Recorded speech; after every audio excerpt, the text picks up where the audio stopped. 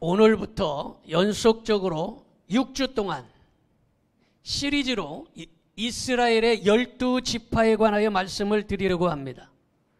이스라엘의 12지파는 대단히 중요합니다. 성경의 기초적인 골격과 같은 말씀입니다. 그러므로 이 말씀을 시리즈로 6시간 동안 계속해서 말씀드리는데, 이 말씀이 여러분들에게 큰 은혜와 능력이 되기를 축원합니다. 아브라함과 이삭과 야곱으로 이어지던 개인과 가족 중심의 구속 역사가 야곱의 12아들로 발전합니다. 전에는 아브라함이 아들 이삭을 축복하고, 이삭이 그 아들 야곱을 축복하고, 야곱이 그 12아들을 축복하면서 개인이 점점점 확장, 더 크게 되는 이런 일들이 생겨나는 것입니다. 그래서 하나가 열이 되고, 열이 많이 되고, 많이 억이 되는 이런 역사가 바로 기초라는 것입니다. 자, 그래서 아브라함과 이삭과 야곱이, 그 다음에 야곱의 12아들이, 그 다음에 야곱의 12아들이 변해서 이스라엘의 12지파로 어마어마하게 확장됩니다. 그리고 나서 신약의 12사도가 되었고, 그 12사도가 천국의 새하늘과 새 땅의 12기초석이 되는 이러한 놀라운 역사가 바로 오늘부터 6시간 동안 말씀을 증거하는 이 말씀입니다. 자, 야곱의 12아들은 잘 알듯이 큰아들이 루벤, 시므온, 레위, 유다, 납달리, 갓, 아셀, 이사갈, 스불론, 요셉, 베냐민, 므낫세입니다. 이 이스라엘의 12지파가 성막을 중심으로 해서 배치가 되었는데, 성막은 이전에 성막이라고 했지만 지금은 성막이 곧 뭐다? 교회입니다.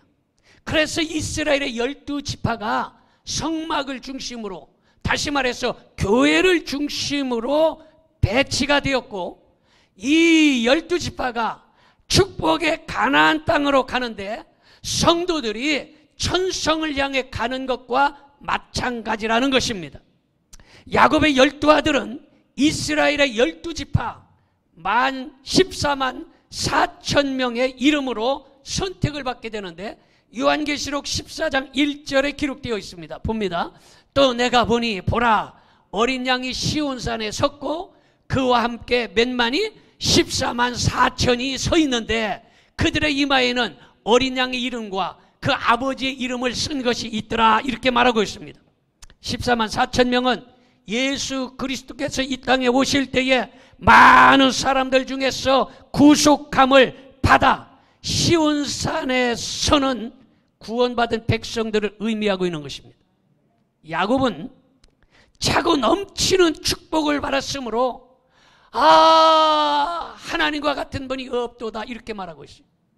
세상에서는 뭐랍니까? 태스형 왜 이리 세상이 이렇게 힘들어, 이래요. 그런데 성경은 하나님과 같은 이가 없도다. 믿으십니까? 왜냐? 야곱이 어마어마한 축복을 받았기 때문에 하나님과 같은 이가 없도다. 그런데 세상은 태스형, 세상이 왜 이리 힘들어, 이렇게 얘기하는. 오늘 여러분, 태스형 같은 노래가 아니라 야곱과 같은 축복을 받아서 하나님이여, 야곱과 같은 사람이 없도다라는 여러분의 간증과 고백이 넘치기를 축원합니다. 신명기 33장 26절에 그렇게 기록합니다. 여수른이여, 하나님 같은 이가 없도다. 그가 너를 도우시려고 하늘을 타고 궁창에서 위엄을 나타내시는도다, 이렇게 말하고 있어요. 여수른 하니까 여수른이 누구야? 그런데 이전에 제가 여러 번 말씀을 드렸듯이 우리 교회는요, 상당히 지적, 성경적, 영적인 말씀을 배우게 되는데, 여수른이 누구냐? 그 이전으로 올라가서 보면 야곱이에요.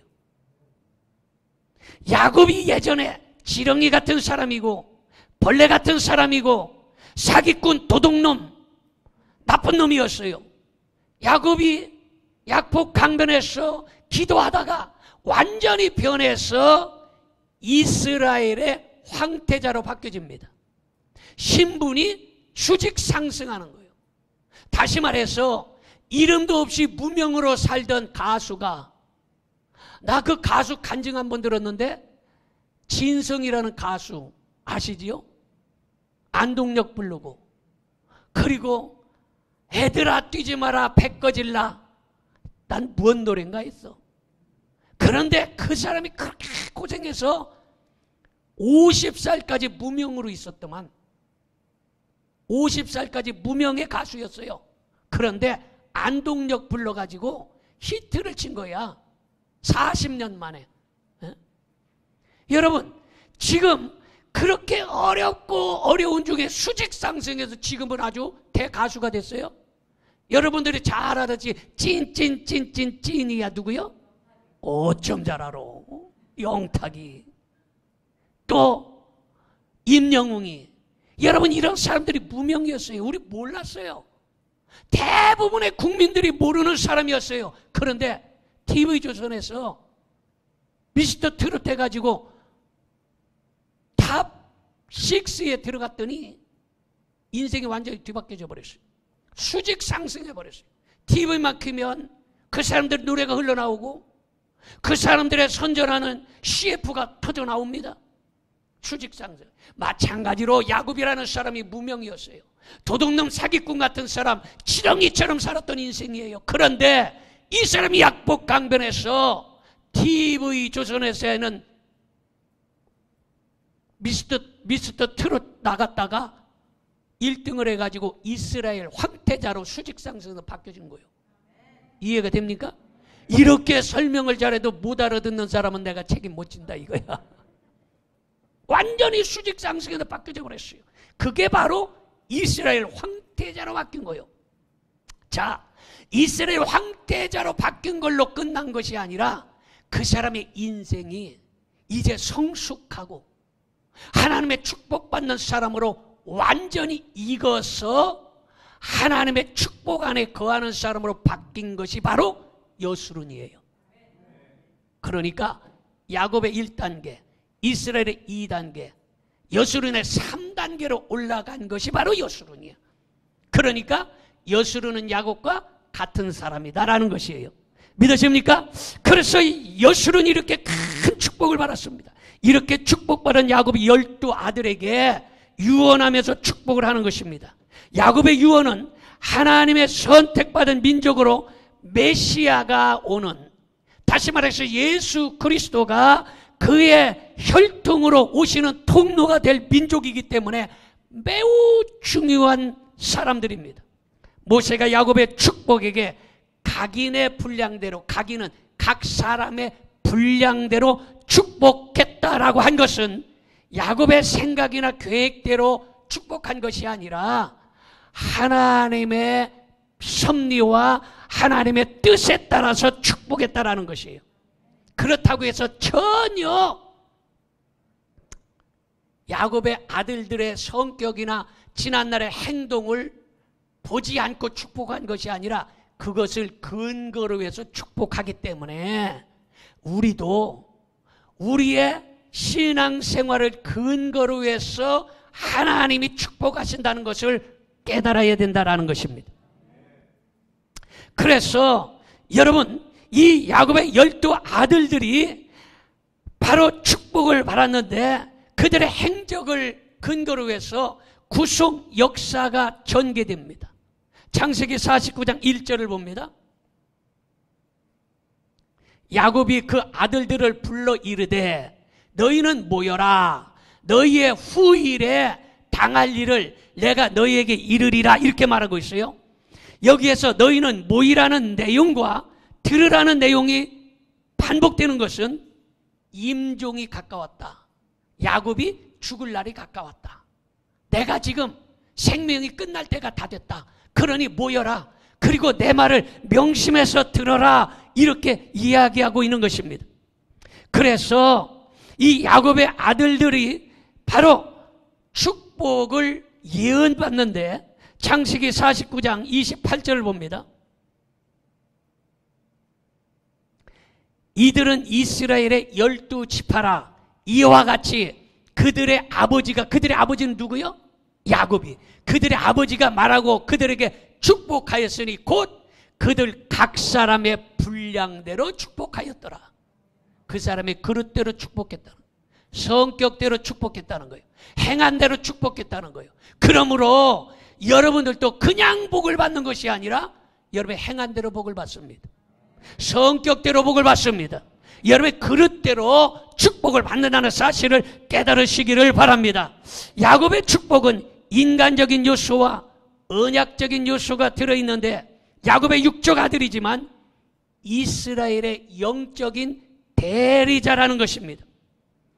야곱은 2명의 아내가 있었어요. 잘 알듯이 레아와 라헬이 있었습니다. 그리고 2명의 첩이 있었어요. 비라와 실바가 있었습니다. 그래서 레아는 루벤, 시므온, 레위, 유다, 이사갈, 스불론 6명의 자녀를 낳았습니다. 라헬, 두 번째 부인은 라헬은 요셉과 베냐민 2명의 아들을 낳았어요. 비라, 이 시녀는 단과 납달리를 낳았습니다. 실바는 갓과 아셀을 낳아서 바로 합쳐져서 12아들이 되었어요. 그 아들들은 이스라엘의 12지파의 이름이 되었습니다. 자, 여기에서 여러분이 잘 알아야 될 사실은 먼저 말씀을 전개하기 전에 하나의 역사적인 교훈을 말씀드리고자 합니다. 중국의 사상가이며 도가의 철학의 시조인 노자가 눈이 많이 온 숲속길을 걷고 있었습니다. 그런데 이 숲속에서 고요한 그 숲속에 갑자기 우지끈 뚜두둑하고 큰 소리가 들렸습니다. 그래서 이게 무슨 소리야? 하고 뒤를 돌아다 봤더니 눈이 많이 왔기 때문에 큰 나뭇가지가 그 눈을 다 받아가지고 갖고 있다가 그만 나뭇가지가 우지긋하고 부러지는 것을 목격하게 된 거예요. 그리고 나서 조금 보니까 그 옆에 나무들은 또 작은 나뭇가지들은 그 눈이 많이 오니까 그 무거워가지고 그것을 슬쩍 하고 밑으로 떨어뜨리고 다시 쑥 올라가는 장면을 본 거예요. 아마 여러분들도 눈이 많이 왔을 때에 그러한 것을 보신 분들도 있을 거예요. 그런데 거기에서 바로 노자가 깨달았어요. 아하, 강하게 버티고 있었더니 부러지고 마는구나. 그런데 이 강함을 버리고 연약한 것 같지만 그것을 내려놨더니 다시 원위치가 되더라. 이것을 깨달은 거예요. 그런데 그 후에 며칠 있다가 노자가 존경하던 스승 상룡이라는 사람에게 찾아갑니다. 그래서 스승님, 저에게 좀 가르침을 주세요. 그랬더니 뭐냐? 스승님이 저에게 꼭 가르쳐주고 싶은 한 말씀만 해주십시오. 그랬더니 대뜸 그 스승이 입을 벌리면서 입을 크게 벌려 보여주더라는 거예요. 아이고 스승님 왜 그러십니까? 그랬더니 내 이빨이 보이느냐? 보입니다. 그래 내 이빨이 있느냐? 물어보는 거예요.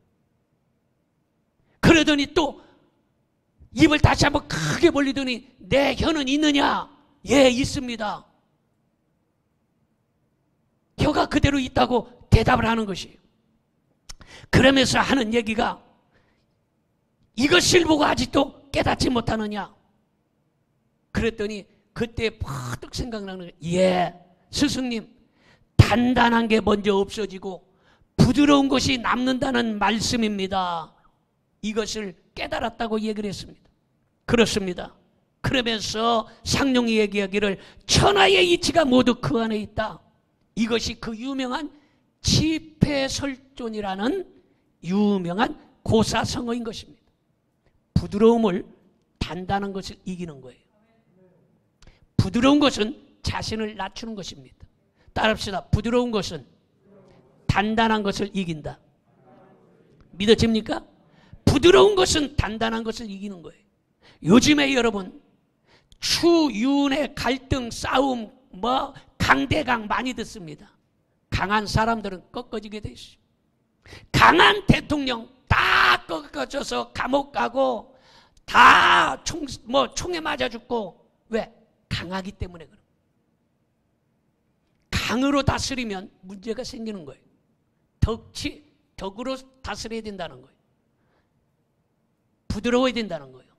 성도나 목사나 사업이나 직장이나 권력이나 누구나 강을 가지고 있으면 부러지게 돼 있어요. 부드러운 게 이기는 것이에요. 치패설존 꼭 깨닫고 세상에서 여러분들에게 큰 교훈이 되기를 바랍니다. 자, 이 말을 기억하고 말씀을 전개해야 이해가 되는 거예요. 자, 첫째로 큰아들 루벤입니다. 창세기 49장 3절 4절 봅니다. 루벤아, 너는 내 장자요 나의 능력이요 나의 기력의 시작이라. 위강이 초등하고 권능이 탁월하도다마는 물의 끓음 같은즉 너는 탁월지 못하리니 내가 아비의 침상에 올라 더럽혔음이로다. 그가 내 침상에 올랐었도다. 이렇게 말하고 있습니다. 루벤은 레의 첫째 아들로 보라 아들이라는 뜻입니다. 상징 보석은 파도 치는 모습을 가진 녹주옥인데, 이 녹주옥은 우리나라 말로 석류석이고 영어로 말하면 에메랄드입니다. 이 에메랄드가 바로 루벤의 상징 보석이에요. 뿐만 아니라 이 루벤은 이스라엘 야곱의 장자였습니다. 그런데 이 장자는요, 유산의 두 목을 상속받고 제사장의 직무를 수행하는 특권을 가지고 있습니다. 신명기 33장 6절을 봅니다. 루벤은 죽지 아니하고 살기를 원하며 그 사람 수가 적지 아니하기를 원하나이다. 이렇게 말하고 있어요. 여러분, 루벤은 일찍 죽지 않고 사명을 다 하고 자녀들은 번성하라, 이런 축복을 받은 것이에요. 오늘 여러분들도 여러분의 사명을 다 하고 여러분의 자녀들에게 큰 축복이 임하기를 축원합니다. 특히 아브라함의 후손으로 세상의 어떤 지위나 부귀 영화보다 영적인 생득권, 이 생득권 중요한 얘기예요. 따라합시다. 영적인 생득권. 이 생득권이라는 이름 잘 모르는 사람들이 많습니다. 이 생득권이라는 말은 태어날 때부터 받는 하나님께로 부여받은 축복의 권한이 생득권이에요. 태어날 때부터 장자는 이 생득권, 하나님의 축복을 부여받은 것이에요. 그런데 여러분이 생득권을 가지고 아브라함과 이삭과 야곱, 유다, 다윗을 통하여 약속된 메시아의 조상이 되는 영광을 가지는 축복을 받았던 것입니다. 바로 여러분들도 이 영적인 생득권의 복을 받으시기를 바랍니다. 그리고 여기에서 그렇게 얘기합니다. 기력의 시작은 뭐냐? 장자를 가리키는 수사학적인 표현이며 위강이 초등하다, 이렇게 기록되어 있는데, 이 말은 특별히 장자가 큰아들이 누릴 수 있는 제사장직의 수행과 관계된 말입니다. 그런데 그가 권능이 탁월하다, 이렇게 말하고 있어요. 권능이 탁월하다, 이 말은 장자가 가족들을 통솔하는 능력으로 전쟁이 일어나고 문제가 생겼을 때에 가족들을 지휘하고 리드하는 이러한 권한을 가졌다라는 것입니다. 그런데 루벤은 물의 끓음 같은 자로서 성격이 충동적이고 정욕적이며 그가 성격이 너무 조급했습니다. 그래서 이 말씀 바로 전에 치패설존을 말씀드린 거예요. 루벤은 충동적이었어요. 정욕적이었어요. 성격이 물의 끓음처럼 파르르 끓었다 이 말이에요. 그러면 안 된다는 거예요. 어떤 일을 할 때 성격이 불처럼 푸르륵 끓고 후루룩 이렇게 되면 안 돼요. 치패설존, 온유함이 있어야 돼. 겸손함이 있어야 돼. 부드러움이 있어야 된다는 것입니다. 루벤은 그렇지 아니했다는 것입니다. 그래서 애굽의 곡식을 구하러 갈 때에 그 성격대로 베냐민을 데려가기 위하여 두 아들을 볼모로 내놓겠습니다. 뭐 이렇게 이야기를 하고, 그의 후손 다단과 아비람은 모세를 대항하여서 반란을 일으키는데 앞장섰고, 가치파와 더불어 먼저 정복당한 요단강 동편 땅을 유업으로 달라고 요구하기도 했습니다. 루벤 지파가 요단강 동편으로 이동하면서 조급하게 단을 쌓다가 문제를 만들었습니다.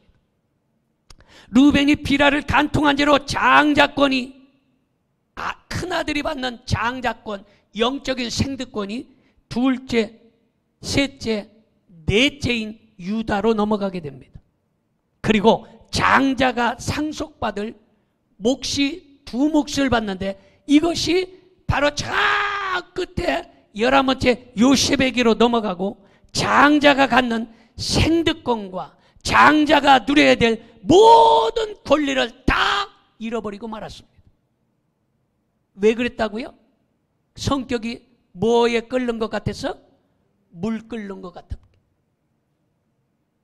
정욕적이기 때문에, 성격이 강하기 때문에 다 빼앗겨서 넷째로 가고 11번째로 다 옮겨져 버렸다는 것이, 영적인 생득권을 상실해 버렸어요.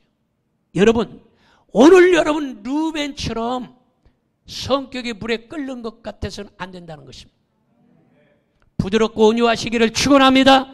자, 두 번째는 시므온 지파입니다. 이 시므온은 창세기 49장 5절 6절을 봅니다. 시므온과 레위는 형제요, 그들의 칼은 폭력의 도구로다. 내 호나 그들의 모의에 상관하지 말지어다. 내 영광아 그들의 집회에 참여하지 말지어다.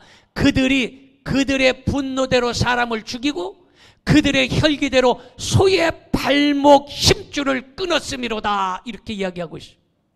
시므온은 레아의 둘째 아들로 응답하셨다, 간구를 들으셨다라는 뜻입니다. 상징 보석은 남보석인데, 남보석은 우리가 잘 모르지만 사파이어는 아마 들어봤을 거예요. 같은 말입니다. 상징은 뭐냐? 잔해하는 칼이에요. 칼처럼 날카롭고 칼처럼 다른 사람을 상처를 주는 이런 상징이 잔해하는 칼입니다. 시므온과 레위를 함께 언급한 것은 부모가 같고 성질이 같고 하는 행동이 같았기 때문에 시므온과 레위를 한 성경 문장에다 넣고서 기록되어 있는 것입니다. 이 시므온은 아버지 야곱을 따라 가나안으로 귀향할 때에 세겜에서 여동생 디나가 히위 족속 하몰의 아들에게 강간을 당합니다. 시므온은 동생 레위하고, 야, 우리 동생이 이런 일을 당했는데 가만히 있으면 되겠느냐? 계략을 꾸며서 세겜 부족들에게 다 할례를 받으라 해놓고 고통 중에 있을 때에 쫓아 쳐들어가서 전부 다 칼로 다 찔러 죽여버립니다.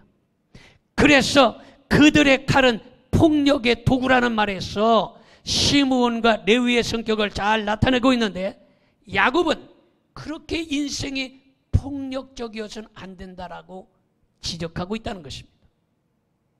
인생이 폭력적이어서는 안 된다는 거예요. 나쁜 일을 계획하고 계략을 도모해서는 안 된다라는 것을 말하고 있습니다. 그래서 가나안 장착국 기근으로 애굽에서 양식을 구하러 갔을 때에 요셉이 시므온을 인질로 잡고 베냐민을 데려오도록 했습니다. 그들의 모의에 상관하지 말라, 이 말은 시므온과 레위처럼 혈기 부리고 분노하는 사람과 같이 하지 말라는 것이. 이해가 됩니까? 승질내고 혈기 부리고 분노에 팔팔 끄는 사람하고 같이 하면 틀림없이 그 사람도 그 성격을 본받고 나쁜 일을 잘못 판단하고 결정할 수 있기 때문에 하지 못하도록 말하고 있는 것이에요. 그래서 그들의 모의에 상관하지 말라. 다시 말해서 시편 1편 1편에는 복 있는 사람은 악인과 죄인들이 있는 곳에 함께하지 않는 것이에요. 여러분, 그래서 이 시므온처럼 여러분들이 그 행동을 보고 교훈을 받고 깨달으라, 이런 말인 것입니다. 여러분, 이 시므온은 분노대로 사람을 죽이고서 분이 안 풀렸어요. 사람이 분이 안 풀리면 막 승질내다 분이 안 풀리면 뭘 때려 부시고 강아지 있으면 발길로 차고 뭐 이러지 않습니까? 지금 시므온과 레위가 지금 이 세겜 부족을 죽이고서 성질이 안 풀린 거야. 그래서 안 되겠다 하고서 칼을 가지고서 가축들의 발 뒤꿈치를 다 잘라버렸어요. 그러니까 이 가축들이 다 병신을 만들어버린 것이에요. 그래서 혈기대로 소의 발목을 다 끊어버렸습니다. 시므온과 레위가 분을 주체하지 못하고 사람을 죽이고 분풀이 화풀이로 가축의 힘줄을 끊어서 불구로 만들어버렸습니다. 그래서 너희는 이스라엘 중에 흩어버리로다. 왜?